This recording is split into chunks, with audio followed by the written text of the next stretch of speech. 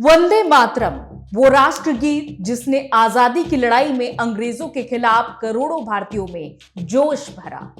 आज उसी वंदे मातरम के अंतरों को लेकर सियासत गर्मा गई है। नमस्कार, आप देख रहे हैं न्यूज वॉच इंडिया। मैं हूं आपके साथ अंजलि रजाऊ। जी हां, केंद्रीय गृह मंत्री अमित शाह ने कांग्रेस पर सीधा हमला करते हुए कहा कि कांग्रेस का पूरा वंदे मातरम ना गाना सिर्फ राष्ट्रगीत का अपमान नहीं बल्कि देश विरोधी फैसला है।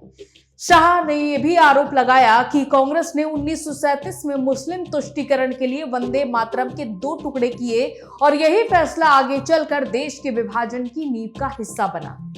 लेकिन कांग्रेस ये कह रही है कि हमने कुछ नया नहीं किया है। पार्टी आज भी उसी 1937 के फैसले पर कायम है जिसमें तय किया गया था कि कांग्रेस के कार्यक्रमों में वंदे मातरम के सिर्फ पहले 2 अंतरे गाए जाएंगे। तो सवाल यह है कि 1937 में आखिर ऐसा हुआ क्या था कि वंदे मातरम के सिर्फ 2 अंतरे चुने गए? क्या सच में यह फैसला मुस्लिम तुष्टीकरण था? और क्या इसे देश के विभाजन से जोड़ना इतिहास की सही व्याख्या है? वंदे मातरम का इतिहास समझते हैं।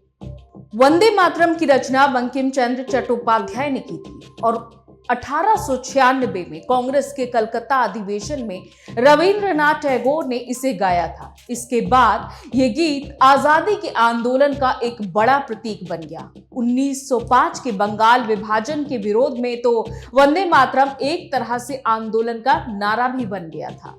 लेकिन कहानी का दूसरा पहलू भी है। मूल रचना में सिर्फ वही 2 अंतरे नहीं थे जिन्हें आज हम आम तौर पर सुनते हैं। बाद में अंतरों में देवी दुर्गा, लक्ष्मी और सरस्वती जैसे धार्मिक प्रतीकों का उल्लेख आता है। यही वजह थी कि कुछ मुस्लिम नेताओं ने इसे सभी धर्मों के लिए समान रूप से स्वीकार्य राष्ट्रीय गीत मानने पर आपत्ति जताई। 1937 कांग्रेस का फैसला। 1937 में कांग्रेस कार्य समिति ने वंदे मातरम के मुद्दे पर चर्चा की। फैसला हुआ कि राष्ट्रीय और कांग्रेस के सार्वजनिक कार्यक्रमों में इसके शुरुआती 2 अंतरे गाए जाएं। कांग्रेस का कहना है कि यह फैसला किसी एक समुदाय को खुश करने के लिए नहीं बल्कि एक बहुधार्मिक देश में ऐसे हिस्से को चुनने के लिए था जिसे सभी समुदाय के लोग सहज रूप से अपना सके। कांग्रेस के मुताबिक उस समय महात्मा गांधी, जवाहरलाल नेहरू, सरदार पटेल, सुभाष चंद्र बोस और मौलाना आजाद जैसे नेता इस विमर्श का हिस्सा थे और रविंद्रनाथ टैगोर की राय भी ली गई थी। यानी कांग्रेस का तर्क ये था कि वंदे मातरम को छोटा नहीं किया गया बल्कि उसके ऐसे हिस्से को चुना गया जिससे राष्ट्रीय मंच पर ज्यादा व्यापक स्वीकृति मिल सके। लेकिन बीजेपी की दलील बिल्कुल अलग है।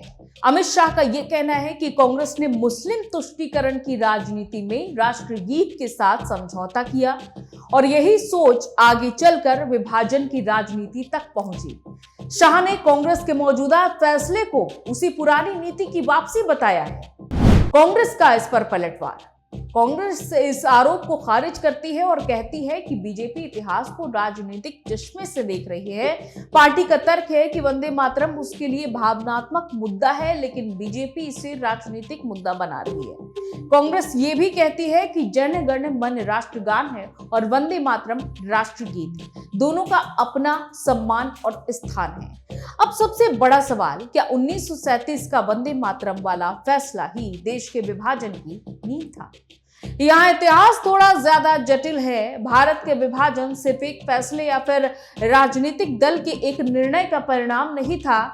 इसके पीछे कई दशकों की सांप्रदायिक राजनीति, हिंदू मुस्लिम राजनीतिक प्रतिनिधित्व को लेकर विवाद, मुस्लिम लीग की अलग राजनीतिक मांगे, ब्रिटिश नीतियां और 1940 के बाद तेज हुई पाकिस्तान की मांग जैसे कई कारक थे।